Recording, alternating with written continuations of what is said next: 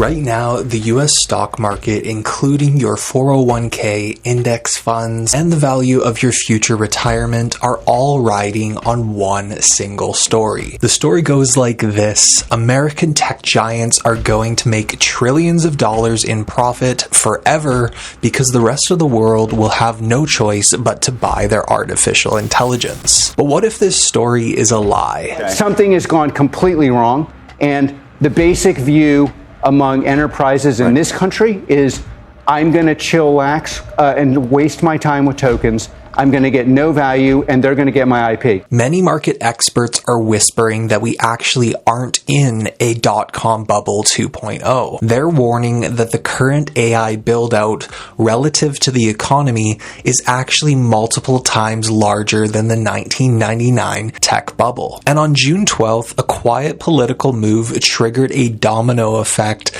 that might just pop this whole thing. Anthropic says that the US government has lifted restrictions on foreign access to its Fable 5 AI model after the Trump administration's safety concerns were resolved. The response to this was instant. Days later, France fired Palantir. The French Prime Minister openly stated they could not rely on tech partners who can just turn off the tap. And all of this happened because of what? Because the world suddenly realized that they actually have a choice. And that choice is 7.5 times cheaper than the US. While America is burning an insane $1 trillion a year on AI infrastructure, China is spending a fraction of that and giving it away virtually for free. So let's start with a brutal question. Do businesses actually want what these AI companies are selling? Think about how you pay for services in business. You pay a lawyer to win a case, you pay a builder to build a house, you typically are paying for results. AI companies don't work that way. They charge you for tokens, basically every single word the AI reads or writes.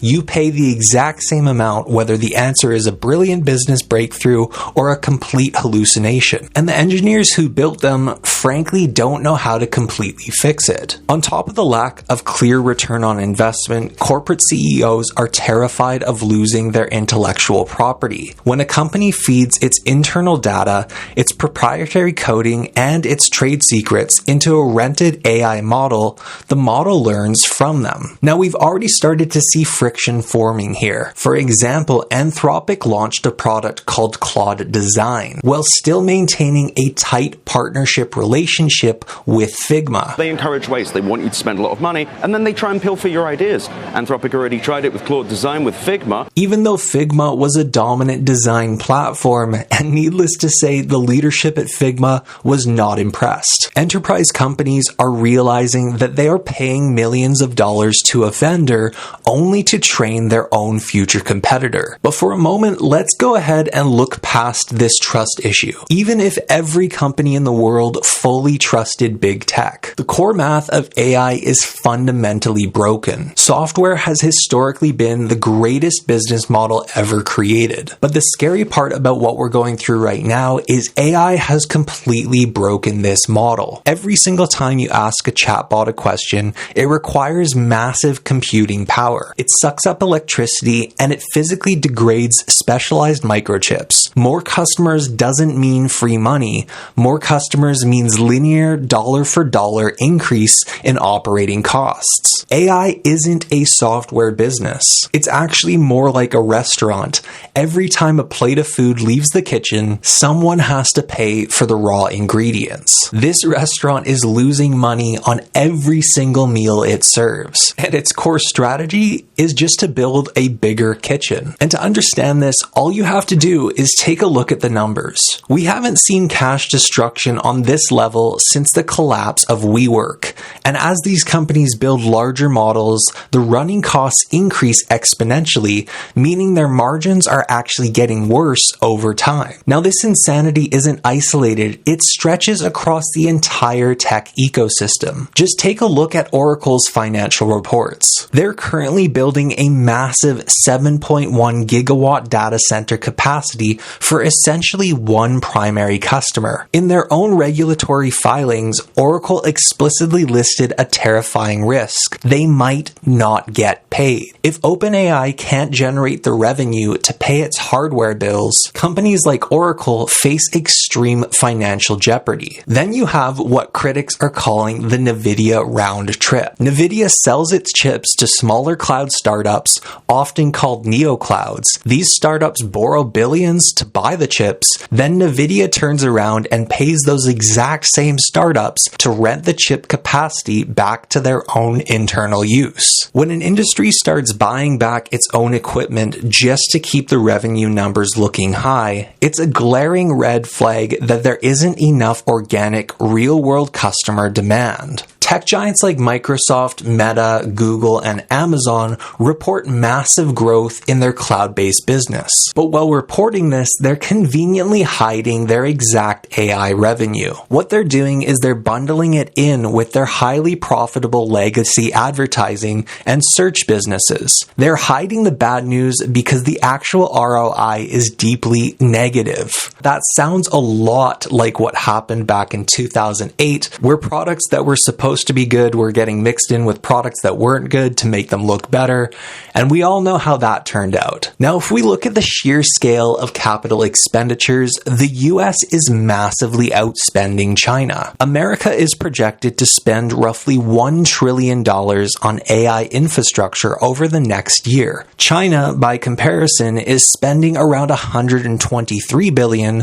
which is just 0.6% of their economy. America is outspending them nearly 10 to 1, but China's actually playing the smart game. What they're doing is they're using a process called knowledge distillation. Distillation is essentially like the classic case of copying someone else's homework. Chinese developers are taking the outputs of expensive American research, compressing them down, and building a lightweight, incredibly efficient model out of them. Every dollar Wall Street spends on frontier research acts as an accidental subsidy for the Chinese AI ecosystem. Now, to show you how commoditizing this has actually become, take a look at a Chinese model called Longcat. This model recently went toe-to-toe with Google's Gemini on real-world automation tasks. Longcat wasn't built by an elite government research lab.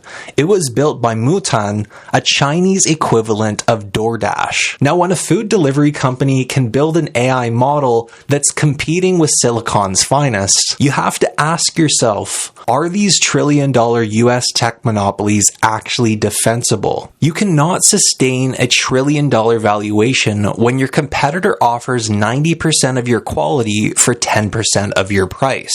So if the business model is flawed and cheaper competition is rising, when does the bubble actually pop? Logically, you might think it happens when tech companies stop building data centers, but economic history tells us it happens much sooner. During the Dotcom crash, the Nasdaq index peaked in March of 2000, yet telecom companies kept spending billions laying fiber optic cables all the way into late 2001. The physical spending didn't stop until a full year after the market collapse. This is because the market doesn't wait for a company to completely run out of cash. The bubble pops the exact second the narrative changes and investors stop believing the story. The moment one company scales back a bit and gets a stock bump after that, every other CEO will have permission to do the exact same. Credit spreads are wider, but they're not reflecting a sharp downturn in growth. As for the yield backdrop, our colleagues in the BlackRock Investment Institute, I know you had weigh on earlier this week,